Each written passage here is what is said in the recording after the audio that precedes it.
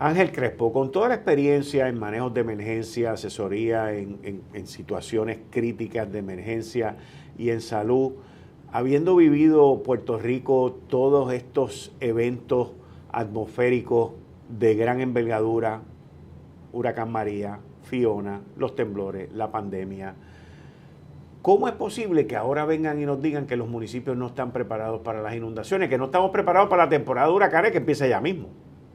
Mira, lamentablemente somos blancos de mucha vulnerabilidad ocasionada por muchos de esos desastres, pero también por burocracia o capas de burocracia que se han agregado innecesariamente, lo cual ha creado un disloque particularmente en manejo de emergencia.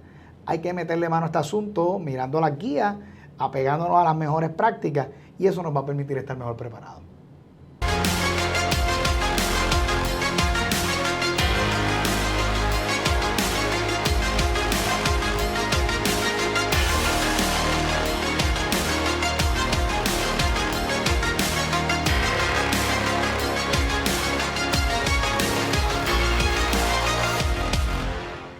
Yo comprendo y entiendo y reconozco que los municipios son los primeros respondedores, son aquellos que están más cerca de la ciudadanía.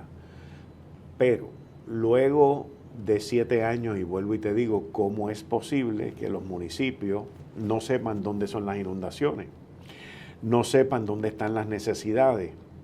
Y luego de tanto dinero que se ha gastado aquí, que si con la canalización de los ríos, que si las represas, que si esto, que si lo otro, pues no se tomen las medidas de precaución para evitar muertes, como pasó con el señor Santiago Rosario Ortiz, de 69 años, que murió ahogado el 28 de abril de este año.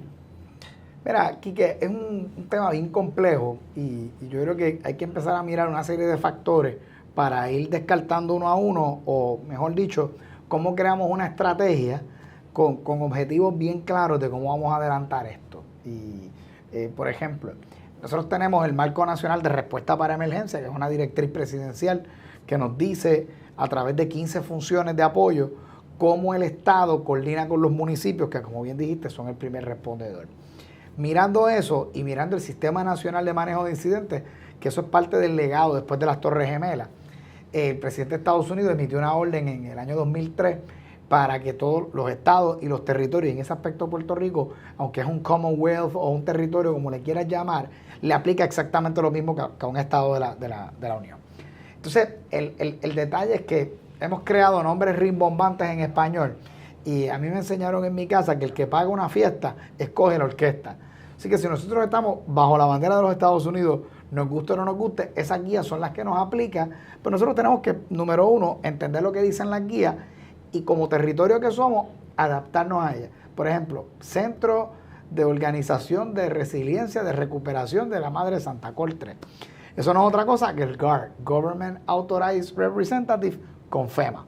Eso antes estaba bajo la Agencia Estatal para el Manejo de Emergencias y Administración de Desastres. Mira qué interesante, antes era la Defensa Civil. Epi Jiménez, Dios lo tenga en la gloria, convence al gobernador Rosselló y a la Asamblea Legislativa y dice, vamos a dejar ese concepto y vamos a crear el Puerto Rico Emergency Management Agency, PREMA, que es la contraparte estatal con FEMA. Epi fue un genio cuando hizo esto. Pero entonces en el camino nos fuimos distanciando de eso, y esa función de recuperación la tenemos delegada en esta institución y no está bajo el comando y la coordinación del director de la Agencia Estatal de Manejo de Emergencia. La función de preparación y mitigación se supone que están allí, pero mitigación ahora lo hace la Junta de Planificación de unos años para acá. Otro brazo más que le desarticula a un aparato importante. Si como eso no fuera poco, en años recientes se convirtió esa agencia en una oficina de búsqueda y rescate. Todo el mundo alababa los rescates y toda esa cosa, y se alejaban de esa función general, global, que debe abarcar para que ese municipio, el alcalde, tenga esas herramientas.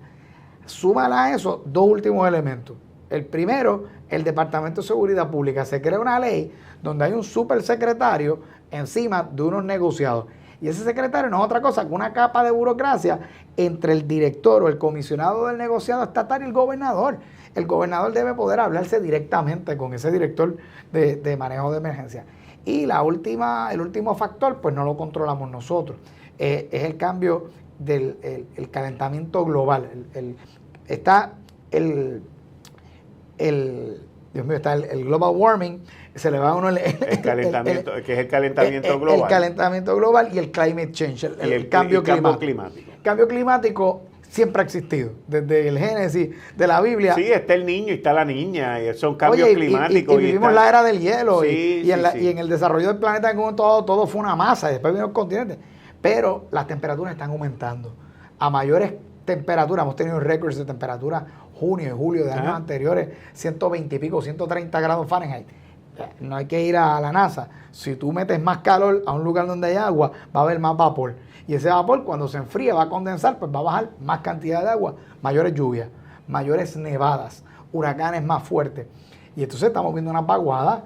Oye, llevamos ya varias semanas con acumulaciones de lluvia de a razón de 9, 10 pulgadas, una encima de la otra. Esto es llover sobre mojado.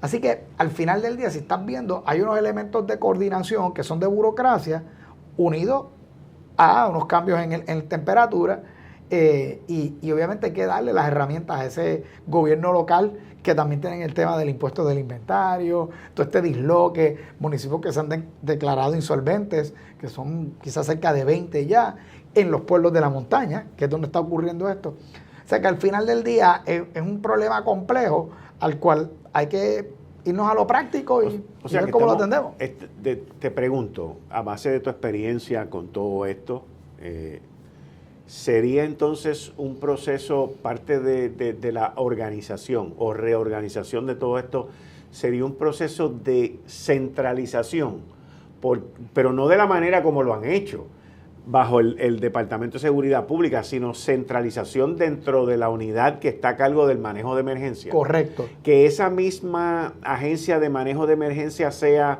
la que rescate, la que evite, la que vea que no vaya a suceder esto y trabaje con los municipios versus todas estas agencias que tú acabas de mencionar. Correcto. Y la selección que ha hecho la gobernadora, el comisionado Ángel Jiménez, es una figura muy bien credencializada. Jiménez no solamente tiene la experiencia de campo en Bayamón, es que Jiménez es un estudioso de esto. O sea, es un profesional que tiene las dos cualidades, la experiencia de campo, pero Jiménez es profesor con un doctorado de manejo de emergencia. O sea, esto es una persona que tiene las competencias para reorganizar esto.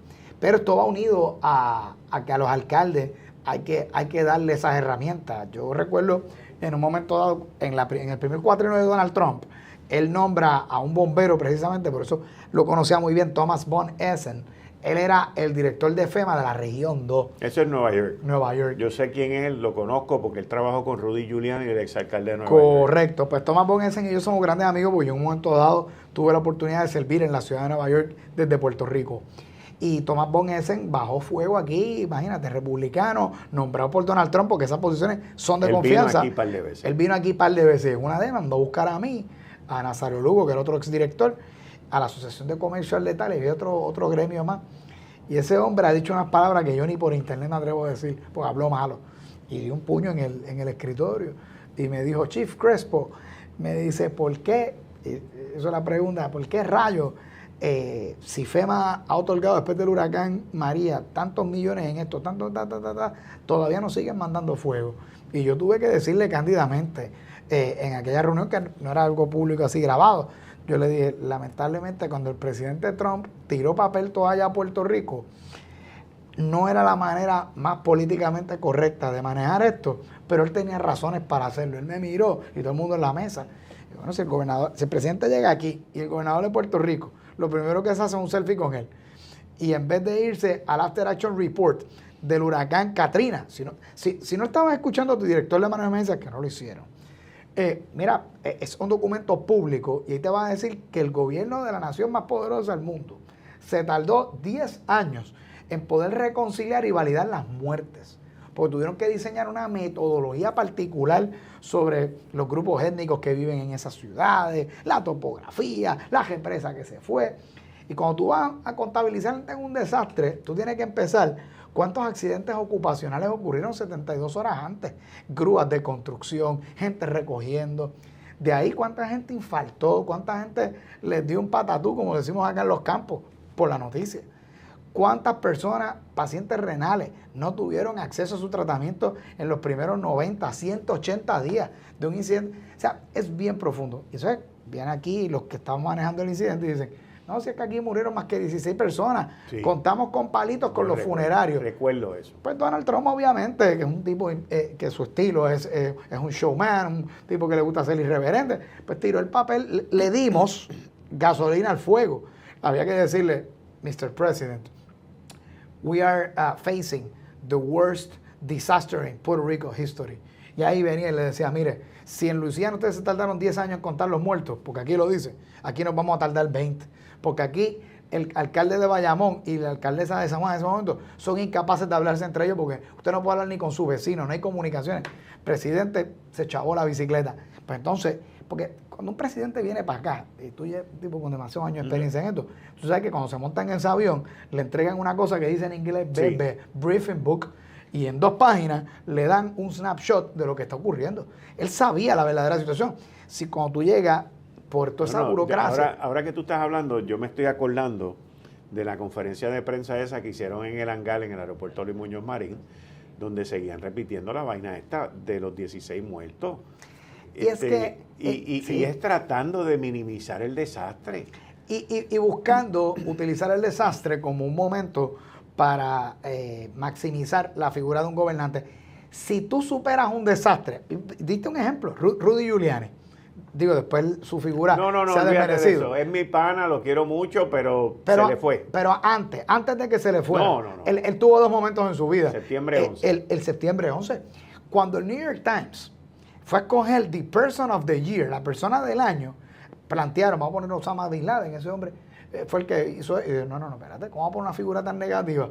Y dijeron, el tipo que se robó el show aquí fue el alcalde de la ciudad, antes de que se le fuera la guagua, Rudolph Giuliani. Inclusive por encima del presidente de los Estados Unidos. Por encima del presidente de Estados Unidos. O sea, y no solo por la figura de Rudy Giuliani, sino lo que representa un alcalde. Mira cómo estamos dándole la vuelta a este tema, lo que representa un desastre y lo que representa el alcalde, esa figura. Así que hay un tema de que esa capa de burocracia no hace sentido. Yo pienso que, por ejemplo, Gaffer, que es una persona con unas credenciales impecables, no estoy hablando nada negativo de él, me parece que pudiera dirigir muy bien la oficina Puerto Rico DHS. En Puerto Rico hay una oficina que se llama Oficina de Asuntos de Seguridad Pública. Y si lo que estamos buscando es una figura que cree unos estándares en compra y demás, esa oficina ya existe, pero no... Habría que, yo quitaría esa ley del Departamento de Seguridad Pública. Esta figura puede crear ese consejo consultivo, pero que cada uno de estos jefes de agencia tenga poder pleno sobre su presupuesto, que el director de manejo de emergencias pueda acercarse a la gobernadora, y quizás me salgo del tema un poco, pero yo ya uniría a los bomberos de Puerto Rico con el cuerpo de emergencias médicas, tal cual ocurre en los Estados Unidos. Entonces, tú creas un departamento de bomberos alineado a lo que son los objetivos estratégicos y operacionales del 94% de los departamentos de bomberos de la Unión Americana, unidos a unos alcaldes robustecidos. Ese impuesto del inventario, la Junta de Supervisión Fiscal, la gobernadora y la Asamblea Legislativa, si ese impuesto genera, no sé cuánto es la cantidad, vamos a poner un nombre. 400 millones. 400 millones. Pues mira, no se lo graves al comercio, busca otra fuente, porque vamos a seguir teniendo una crisis humanitaria. ¿Quién rayos va a tener en un negocio privado inventario guardado pagando impuestos sin venderlo? Por lo tanto, es absurdo. Los alcaldes se oponen a que lo quiten porque ese dinero va a sus arcas. Pues mira, vamos a acabar de asignarle 400 millones o el número que sea a estos municipios para que ese gobierno local pueda tener los recursos y enfrentar esta crisis, porque estos aguaceros van a seguir aumentando, los fuegos forestales van a seguir subiendo y los desastres van a seguir viniendo. Así que tenemos un elefante sentado dentro de la sala, pues no sigamos ignorándolo, vamos a buscar soluciones para bregar con ese asunto. Ángel, como siempre, agradecido. Me encantó eso que acabas de sugerir ahora de la unión de los bomberos con manejo de emergencias médicas y con los emergencias médicas con los municipios. Hace todo el sentido del mundo, pero tú sabes qué, a veces lo más lógico es lo más difícil que da. El sentido común, el menos común de los sentidos, tú lo sabes. Exacto. Te invito a que te suscribas a mi canal de YouTube bajo Enrique Quique Cruz y le dejas la campanita para que te alerte de lo que estamos publicando semanalmente. Hasta la próxima.